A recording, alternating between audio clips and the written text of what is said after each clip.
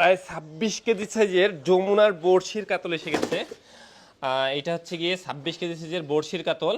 আসলে হয় কি, এটা সিরাজগঞ্জের, আপনারা অনেকেই জানেন যমুনাতে কিন্তু সিরাজগঞ্জে আপনার বড়শির মাছ ভালো পাওয়া যায়। এইটা হচ্ছে কি সেই মাছ। এর আগে একটা পাইছিলাম, এইটা সিজনের দ্বিতীয় নাম্বার, ঈদের আগে পাইছিলাম। তো এইটা মাছ এখন আসলে আমরা ভিডিও করে দিচ্ছি, তার মানে এই না যে মাছটা আছে, এটা অলরেডি বিক্রি হয়ে গেছে।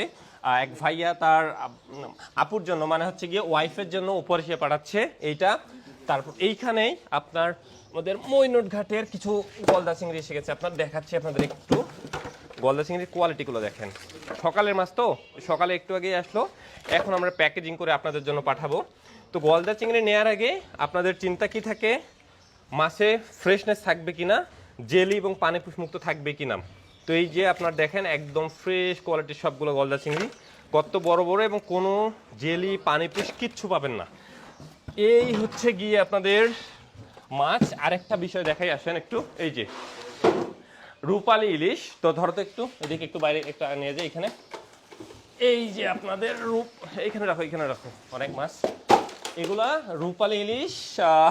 যদিও এখন মাছ কম পাওয়া যাচ্ছে, তবুও আমরা চেষ্টা করতেছি আপনাদের একদম ফ্রেশ কোয়ালিটির মাছটা দেওয়ার। আলহামদুলিল্লাহ এখানে প্রায় 40-50 পিস রূপালী ইলিশ এসে গেছে।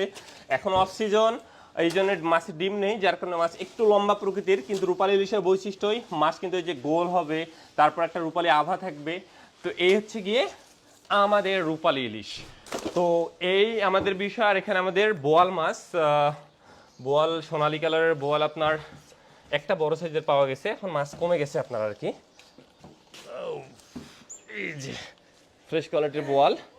তো এখন প্যাকেজিং করে পাঠাচ্ছি।